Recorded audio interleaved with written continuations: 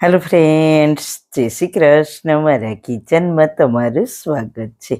આજે આપણે બનાવીશું શિયાળાની ઠંડીમાં ગરમ ગરમ ખાવાની મજા આવે તેવા મેથીના ગોટાની રેસીપી. મેથીના ગોટા તો કોને ના ભાવતા હોય.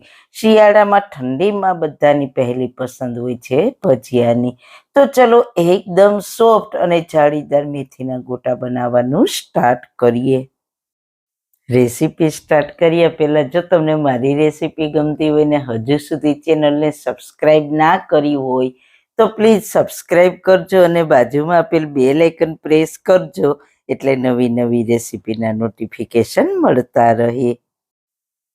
વાળના તમામ પ્રકારના પ્રશ્નો સોલ્વ કરતું 42 જડીબુટ્ટીઓથી બનાવેલું ઔષધિ તેલ જે અમે લોકો જાતે જ ઘરે તૈયાર કરીએ છીએ, કોઈ પણ કેમિકલ્સના ઉપયોગ વગર, બિલકુલ નેચરલ છે. 42 જડીબુટ્ટીઓ ભેગી કરીને લોખંડની કડાઈમાં ઔષધિ તેલ તૈયાર કરવામાં આવે છે.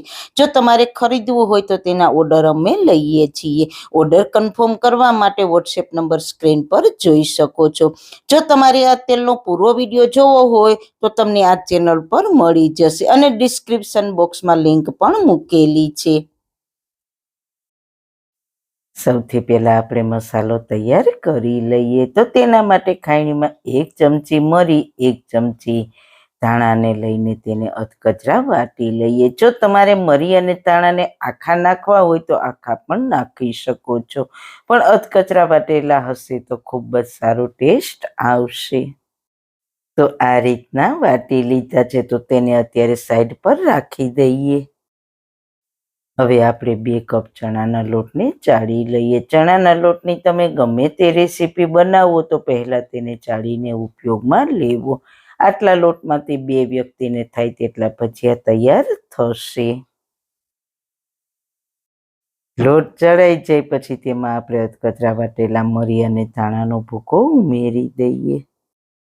સ્વાદ અનુસાર મીઠું ઉમેરીશું, 1/4 ટીસ્પૂન હિંગ, 1/4 ટીસ્પૂન સાજીના ફૂલ ઉમેરીશું.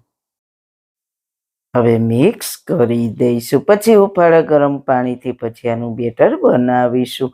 ઉફાળા ગરમ પાણીથી ભજીયા સરસ સોફ્ટ, જાળીદાર અને લાંબા સમય સુધી ખાવામાં સોફ્ટ જ રહે છે. એટલે હવે તમારે આ રીતના આંગળીઓની મદદથી બેટર બનાવવાનું છે. લોટને વધારે મસળવાનું નથી. થોડું થોડું ઉફાળું પાણી નાખતા જવાનું અને મિક્સ કરતા જવાનું. જો તમે મસળીને લોટ બાંધશો તો લોટ ચીકણો થઈને ભજીયા કઠણ થઈ જશે. એટલે આંગળીઓની મદદથી લોટ બાંધશો તો તમારા ભજીયા સરસ બનશે.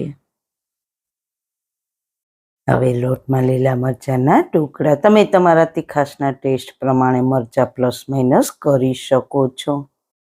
અડધો કપ જેટલા સમારેલા ફ્રેશ ધાણા ભાજી અને 1 કપ મેથી ઉમેરીશું. તમે જેટલો લોટ લીધો હોય તેનાથી અડધી મેથી લેવાની, એટલે કે જે કપ કે વાટકાથી લોટ લીધો હોય ને તેની અડધી મેથીની ભાજી લેવાની છે.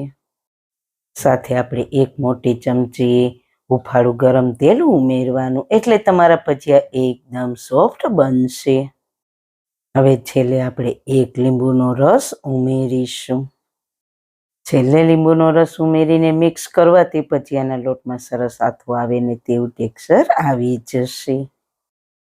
લોટ એકદમ ફ્લફી થઈ જશે એટલે ભજીયા પણ સરસ જાળીદાર બનશે.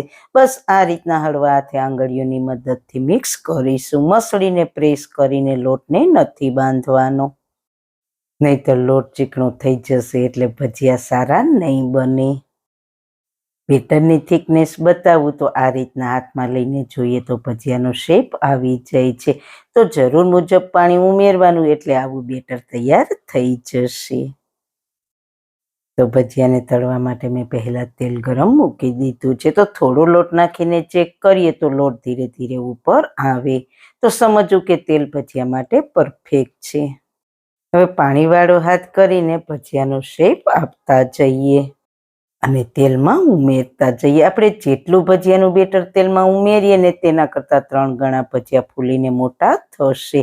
તો એકબીજાને ફૂલવાની જગ્યા મળી રહે અને તેની જાતે ફરી શકે એટલી જગ્યા મળી શકે તેટલા જ ભજીયા તેલમાં ઉમેરવાના. પછી ભજીયા તેની જાતે ઉપર આવે પછી તેને ફેરવવાના છે, નહીંતર ભજીયાનો શેપ વિખાઈ જશે. તો તમે જુઓ તેની જાતે જ ભજીયા ઉપર આવીને ફરી રહ્યા છે. તો હવે જારાની મદદથી ફેરવીશું. આ તેલમાં બબલ્સ છે તે બધા બેસી જાય ત્યાં સુધી તળીશું. અને જારા વડે ફેરવીએ એટલે જારા સાથે તેનો થોડો ક્રિસ્પી અવાજ આવવા લાગે ત્યાં સુધી તળવાના.